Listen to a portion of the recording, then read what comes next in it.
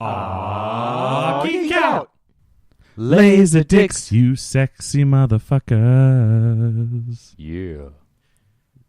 Hey, and welcome to another exciting episode of LaserDicks. I'm Chris. And I'm Ken. And today we are talking with Ken about what he got for Christmas this year. Because unfortunately, we weren't able to get him in the studio for the last episode where I went on and on about my Christmas stuff. Yes. So we got you now. Okay. And that's all that matters. Unfortunately, I think I missed your message. Like, you sent it to me late, and like I didn't get the notification, and then I went to text you, and I saw it, and I was like, "Oh, yeah." Well, now I feel like a jerk. And it was a kind of a combination of stuff, because I was also like, well, I don't want to be like nagging him if he's busy. Like, if he can't come, he can't come. You know, I need to record this now. Yeah. But well, oh well. In the future, feel free to nag because texting's dumb. You're dumb. I am, actually. All right. So, Christmas was a little light. I think mainly because it's hard to purchase stuff for me, because you know my taste pretty well, and people know my taste pretty well, but they don't know like my Laserdisc taste very well. The best thing you can do is like, okay, he has an interest in this, but what if he already owns it? Because that's the thing. As Laserdisc fans, we buy what we want. Yeah. And we're very trigger happy. And we tend to not sit on it. Yeah, no, like, I want this, let's go. Yeah. So, luckily enough, I was given a gift that I didn't have. My friend Anne most graciously got me another Spider-Man animated series Laserdisc from Singapore. And as you'll remember, we did that episode on superheroes about a year ago, and Ken had one of these collections of episodes, and now he's got another one. Exactly, and I'm very excited. I mean, it was a little more expensive for this one, and I feel that she got it because I went out and actually got them, her and her boyfriend, a Laserdisc player of their own, because I'd been over a couple times, and they're getting into vinyl like really bad, like they love their metal vinyl. And I was thinking, and her boyfriend had made mention, like, yeah, I'd love to get into Laserdisc, but, you know, like, I can't find them anywhere. Like, you never find them on Craigslist. And I'm like, is that a challenge? I think that's a challenge. So I found one on eBay, found one with a remote, and it went over rather well. Like, he immediately, because he picked one off on the street and got excited because it was probably going to be broken. But he's like, you know, it could work. So he went out and bought, like, Star Wars on Laserdisc, and he tried to get it to work, but you know, a street side Laserdisc player is not. No, it's not going to work. But I got him this, and he was so excited. He popped in Princess Mononoke and had a little fun with that, because I got them each a Laserdisc framed for Christmas a year ago. I got Anne. I got her the Dark Crystal, because she's a Jim Henson fan through and through, and I got him Princess Mononoke because he's definitely a big Ghibli fan. And even though they didn't play it, it's still great art. Like, I don't know if you've ever seen the art for those Laserdiscs out there, viewers or listeners, but it's quite good. The Japanese love doing, like, these art pieces for their covers, which I really appreciate. The Dark Crystal is more or less like the VHS cover, just a little bit wider, the airbrushed paint and everything like that. But the Japanese one for Mononoke was cool. It's like a bunch of woods. You got Ashitaka running around on his steed. I forget what the steed's called, but I feel I had a hand in you this did, present. So because, I hear. Yeah, because Anne and I, or all three of us, are mutual friends. And Anne, a couple weeks before Christmas, sent me a message. Was like, "Hey, don't tell Ken, but I'm trying to buy him a Laserdisc for Christmas, and I think I found one." Because he talked about, you know, he likes the Spider-Man cartoon, and I think he said something about them only being available in Singapore, or this seller on eBay says that it's super rare, and that it's only, you know, you can only find it from Singapore, and you know, she was just using me to like confirm that, one, it's legit, you know, and two, it's one that you don't have. And I actually had to listen to the entire superheroes episode just to make sure, because I was like, I think the one that he has had other villains, you know, other episodes on it, but I'm not positive. So yeah, I went through and listened to that entire episode, realized that I misrepresented this Superman TV show. Oh, because I have Superman versus the Mole Men, and it's a George Reeves Superman, and I kept calling him Christopher Reeves. Aw. Which I felt really bad about, but like it's because I had just been talking about the Christopher Reeve movies, so no one corrected me but me. But you go. You got it. You at the end of the day, you got it. Exactly. You got it. And I helped make that. I mean, not to take credit. Anne deserves all the credit for it. I just helped her make sure that it was the right choice. Well, I do appreciate it because this, and it's in beautiful condition. Yeah, no, like I was really floored because like the other one that I've got, most Laserdiscs they start ripping up at the bottom because that's where the weight of the disc goes. But this is still in great shape, still shiny. All I see is a little bit here on the bottom corner. And that's probably me. Yeah. What episodes does this have on it? Just to let our viewers know, our studio audience know. Well, this is actually a collection of villains. I think the other one was a bunch of Venom related episodes. This one is specifically like a selection of villains. So we've got Dr. Octopus, Armed and Dangerous. Oh man, I just realized that's a bad pun. So we got Dr. Octopus there. We got the Sting of the Scorpion, Kraven the Hunter, and Day of the Chameleon, which I feel like it's a good representation of the different villains on there because I feel like a lot of focus and a lot of the arc time goes in the original series went to the Goblin. Like, hands down. Yeah, I feel like collectively the Goblin had like a whole season to himself. Exactly. I think like it was called The Sins of the Fathers or something. That might have been related to like the Spider Slayers and Green Goblin because both of them involved fathers. You had Alistair Smite and you had Norman and Harry Osborn in there. So, so like this was kind of cool to get, and it wasn't arc based. It was just a collection of episodes based for these guys. And I do like how they're all different villains. Like you could make the case that Norman and Harry Osborn are pretty like demented and wild. There's some nuances to their character, but they're pretty similar. Redheads, they go nuts. But like Dr. Octopus, he's a respected scientist, and Scorpion, he does, he's not a villain. He's a 2-bit dude that goes insane when this procedure, done to him, just messes with his mind. Kraven's all about the thrill of the hunt. I think they presented him with in this one with going a little bit insane. But he's all about the thrill of the hunt and like capturing Spider-Man, proving he's a better person. And then Chameleon, I don't even know. Chameleon just wanted to see the world burn. I think he just wanted to make a buck and like sell secrets to Soviet. I want to say he was just a mercenary type spy kind of guy. Exactly. I think that's what his original comic goal was. Just like I'm going to sell stuff to the behind the Iron Curtain or something like that.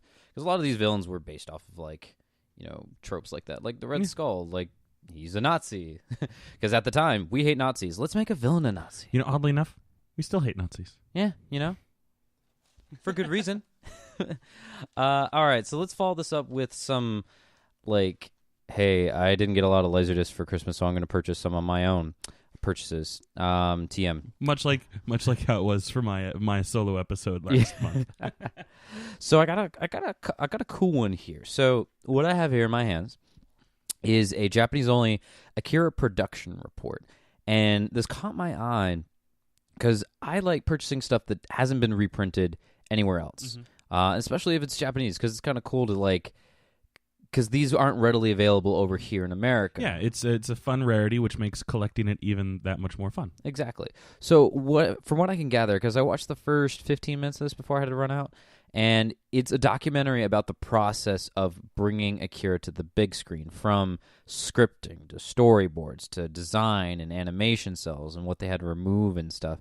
And it's very eye-opening because not a lot of time do we see the full process. I feel like with a lot of behind the scenes, you get snippets of like what they could film during production, and then a lot of it's them reminiscing. They go backwards in time. There's been one other production of the game Broken Age by Double Fine, where their sole purpose was to make a Kickstarter to fund the game, and that would also fund a documentary that would showcase how they made the game. And that was pretty cool to me. So that's the other instance. There probably is more instances, but that's cool to see from start to finish the process involved with creating a work. and not just a reminisce or snippets. So this is pretty thorough. I didn't get too far in because I had to stop. And it's all in Japanese, right? It's all in Japanese, so I'm only able to. I'm like maybe 20% fluent. That's not a big number, but I can read certain things. I mean, on occasion, it's an animation, so since they're using modern techniques, they may say things in English.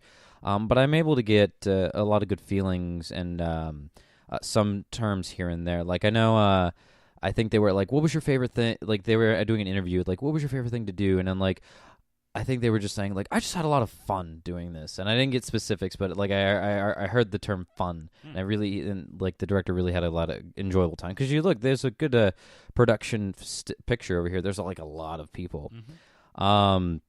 Especially, they're probably close-knit because most productions, anime movies, they don't go overseas for their animation. They do all of it in-house. I mean, I could be talking out my ass, but it would make sense to do it all in-house so they have better animation, better quality. There's more control over what they can do. And especially since they have footage of them painting each cell, it would make sense that they didn't ship it overseas like you run-of-the-mill TV anime.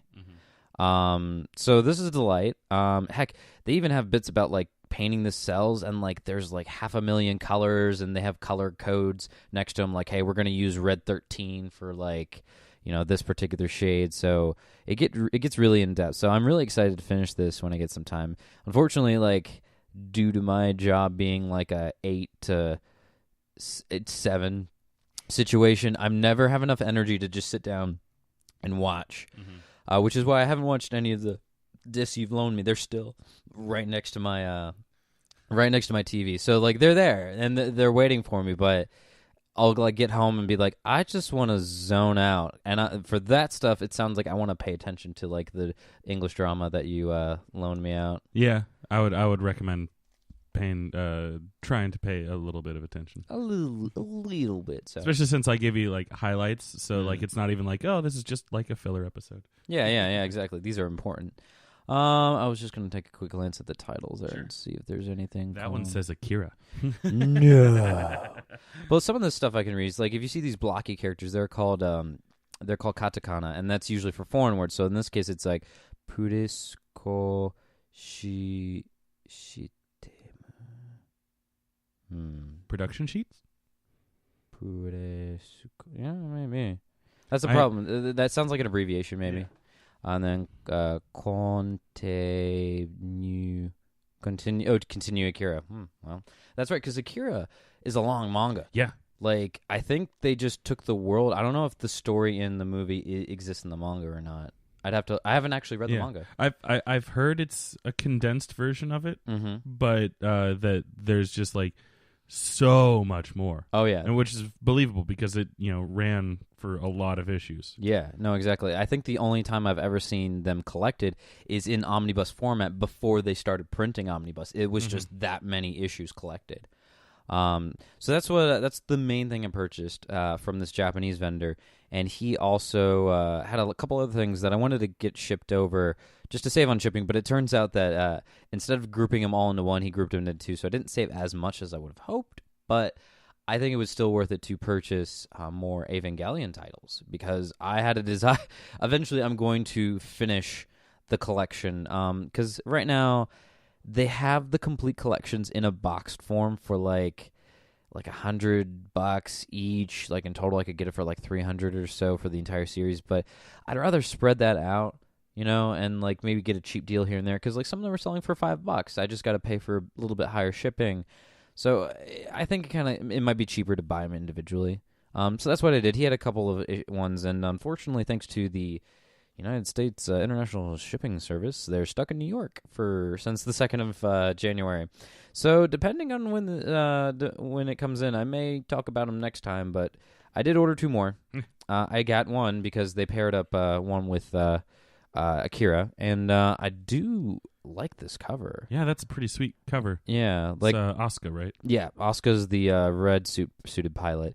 And what I like is that maybe around volume 10 or 8 or so of the Laserdisc, they stopped doing the single character text quotes in the background, which is cool looking, But then they shifted more to art style piece. So for this one, this is volume 11, and it's got a picture of the interior of a cockpit with Asuka looking forlorn. And I don't think it's from the movie, because the movie, yeah, no, it's not a post from the movie. But it might just be some pinup that of like during the series. But it's very nice. There's white space near the top with the title, and then it's just a full. In art, we call that negative space. Really.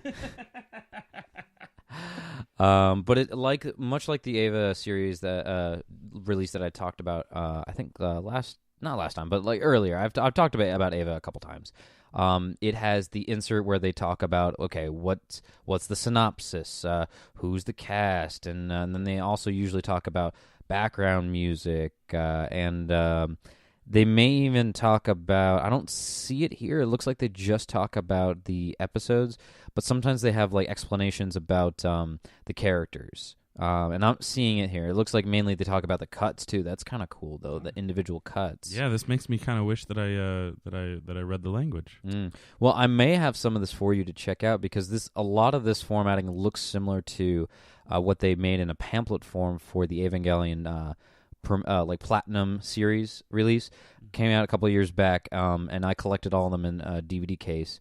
But they actually put out some of this information, probably not all these cut information. So I'd love to check this out, because it looks like it's interesting notes, like about the scene specifically, not just like, okay, here's the episode, but like that one looks like, okay, Gendo and Young Ray, okay, because it's talking about the flashback scene, okay, and then they meet, okay, so. Not to toot my own horn, I know a little bit about Japanese. But yeah, so these episodes were specifically, let me see how many. That word says cast. No, it's in English. Actually, it looks like there's only one disc. I hope I'm not missing it. Yeah, okay, just side 1 and side 2. So only one episode each side, and it looks like we've got the flashback episode to the Foundation of Nerve, which is why we've got Nerve in big, bold letters here. And then we've got the second one, which is kind of the downward spiral of Asuka's character, where she goes out and gets her... I think they call it mind rape. I wish there was a slightly better term for it. But there's an angel in the sky, and they're trying to shoot it down. But it uses light effects and special Hallelujah orchestra to mess with her mind.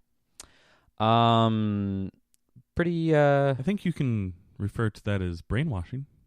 I wouldn't say brainwashing, because that involves that, like, it's changing her mind, but it's definitely, they make reference that it's entering her mind in a sense to establish contact, not to change anything, but it's not welcome. It's entering her mind. It's non-consensual. It's non-consensual mind shenanigans. Yeah. Mind shenanigans. There you go. I like that. Non-consensual mind shenanigans. That's a nicer word to use. Yeah. So So I mean, all in all, great. I mean, there's no rips on the bottom. Like, this looks great. It's a nice thick case too. Yeah. Well, normally they have 2 discs if they have more episodes, but this was only 1. They probably grouped them certain ways that I'm only going to find out how it's grouped once I buy all of them. Yep. Collect all of them, get the box codes, and you'll get yourself a fancy case. That's kind of like what happened with me and The Prisoner. Yeah, because it was, or is at least with the lot that I bought, the guy had weird pairings of like, oh, these ones have only 1 episode, these have 2. It just makes sense. Now that completes my collection. Maybe I'll have more in the future, because one thing I did want to maybe talk about one episode sometime is like what's on your like wish list. What you want to get, because like I'm always eyeing Power Ranger to Laserdisc.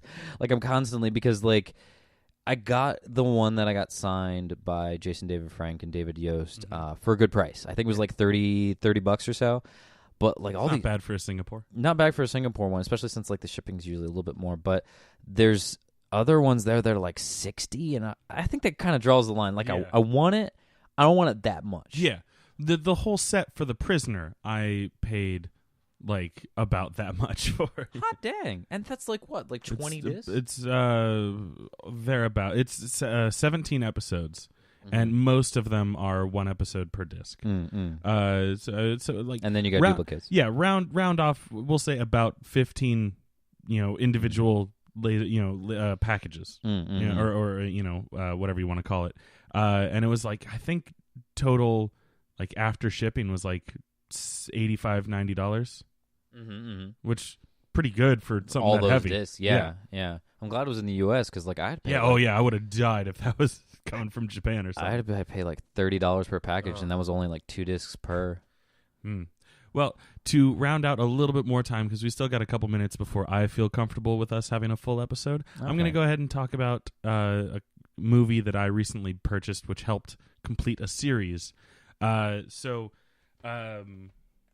I forget when I picked it up, but it might have been part of my my last year's Christmas, or not Christmas, birthday haul. But I got the John Carpenter movie Escape from L.A., which I'm a big fan of, but I didn't have Escape from New York, and I finally got around to actually purchasing Escape from New York. And it's very pretty. It's a special edition. I thought it was gonna be CAV quality. It turns out it's just CLV quality, but that's fine. I watched it today. It's still very pretty, and it fits for the type of movie it is. You know, like I feel like a grainy movie, a grainy picture works for Escape from New York. But it's got the beautiful cover art. Yeah, I like that. Hand painted. It's the poster that has the Statue of Liberty head in the middle of the street, and Kurt Russell's there with the president and what's her name? I should know her character's Female name. love interest? Not even. Female the Brains girl, Maggie. But badass chick from the movie. They're running away from a horde behind them, trying to escape from New York. No.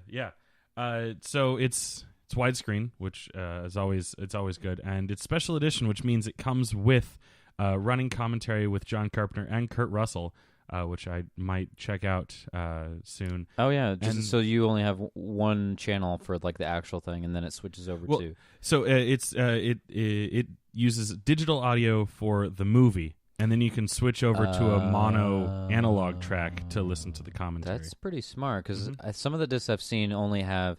It has the stereo, but you have to choose stereo like mono for like. Yeah, you can listen to the movie on the left channel or the commentary on the right channel. I've had that too. And then it also has right after the movie concludes, there's still about 20 minutes of space on the second side, so they have a 20-minute long featurette, which is basically just a conversation with John Carpenter about the making of, and about 10 years after the fact. Oh, cool. Because it was, this was made. The Laserdisc was made in 1994, and the movie was made in 81. Yes, 81. I like it when they do that though. When they go back and which means he was he made that he did that interview while they were in production, like pre-production for Escape from L.A. because that came out in 95. Should say on the back. 96. Okay. But yeah, so one of the nice things about this Escape from New York special edition is that it's got a beautiful gatefold, much like the Ava disc that Ken was talking about earlier. It's got a beautiful write-up, Criterion edition style write-up, where it talks about like cultural impact of Escape from New York, and it's got some cool production stills. And then a quick little note, something that I learned today that I thought was pretty cool. In Escape from New York, Snake Plissken, Kurt Russell's character, uses a glider to get into the island of New York. And in that glider, he has a couple digital screens that show the skyline of New York as he's flying through it. I found out that's not surprisingly because it was made in 1981, right? But that is not a digital effect. Like that's not a computer-generated image. That's actual practical photography. They had built a miniature set of the New York skyline and lined it with white tape, and then the way that they shot it, it comes out looking, maybe like a green filter. Or something.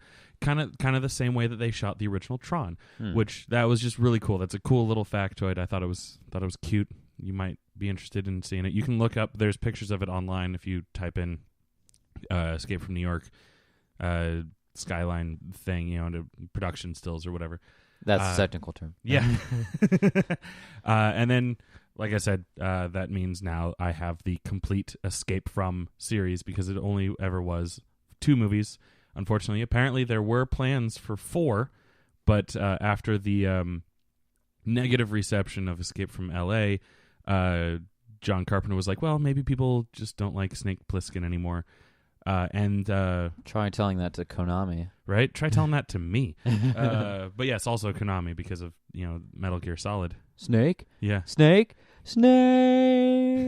But fun fact that I learned from the podcast How Did This Get Made, because they recently did an episode on Escape from L.A., one of the proposed sequels to Escape from L.A. was Escape from Mars, which was later reworked to be John Carpenter's Ghosts of Mars. Oh. So you can still see the continued adventures of that universe, where I believe the analog of Snake Plissken is portrayed by Ice Cube. Oh. Well, they also have that fan movie, too, that apparently got good reviews. I mean... decent, 4.5 out of 10. I'd say that's pretty good for a fan movie. Yeah. But it's called Escape from New Jersey.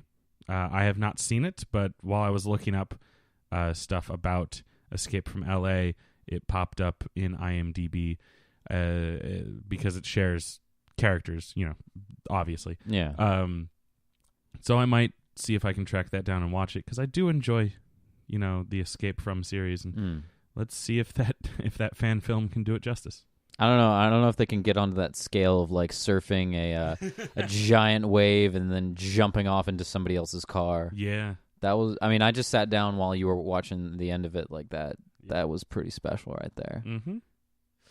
Well, I hate to cut it short, but I don't know. We didn't get a lot for Christmas. People should buy us more LaserDiscs. Right. I have a wish list. Yeah. We also have PayPal, so yeah. If you want to donate to us, DM me. My DMs are open. Yeah. Got those DMs unlocked. Well, I guess until next time, because I'll have those 2 Avas next time, but I'm kind of Power Ranger like excited right now, thanks to the movie coming out, so I may like bite the bullet and get one. Heck, I was already like interested in maybe hunting down Amy Jo Johnson at one of her convention appearances, but apparently one of her rare convention appearances. She's going to Knoxville Comic Con. So, do you want a road trip? Knoxville, Tennessee? Yeah. When is it? In June. Possibly. Let's discuss off mic. Yeah. But I mean, I looked at it. I was like, I've never seen her in any other convention nearby. Like in Morphicons in California. Yeah. At the very least, if you go and I can't go, I would definitely give you my Power Rangers movie Laserdisc. Yeah. Well, you only have the movie, right? You don't have Turbo? Correct. Because she's in Turbo. She's not in the movie. Oh, she's in then Turbo. I will give you my VHS. No. She's in both movies. No. Yeah, that's right.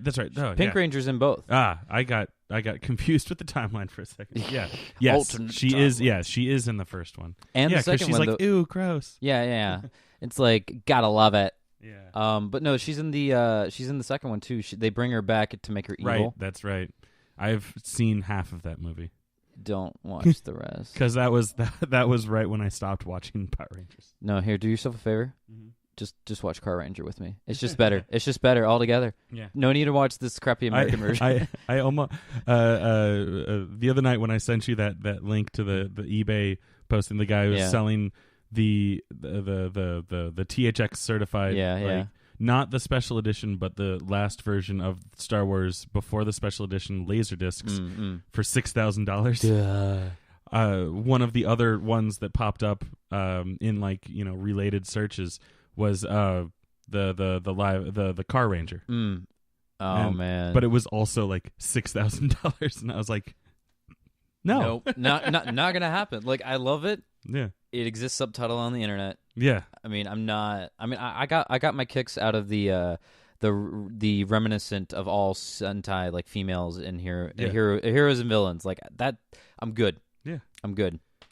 All right. Well, you should stop talking because I love Power Rangers and I probably could have another podcast dedicated to Power Rangers. Yeah. Someone's already tried to challenge me in terms of knowledge, and I'm just like, I will throw down and I will end you in terms of loyalty to this brand. Yeah. Train Rangers. You know what? It was entertaining. You know, I did like that clip you showed me. Yeah. I don't know if I could watch the show, but that clip was fine. That clip was fine. I'd rather take the 90s like cheesy rather than like new age cheesy. Mm-hmm. Well, I think that concludes our episode of LaserDicks.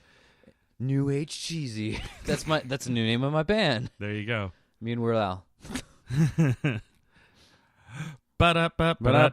LaserDicks. Wait, we didn't even say we were signing out. Oh well. We're signing out. We're signing out. Bye. This has been another Geek Out production. If you enjoyed what you heard, hey, we've got a special episode every Friday. Of course, there's the usual catching up show every Wednesday. And you get book club episodes just about every Tuesday these days. Thanks for listening.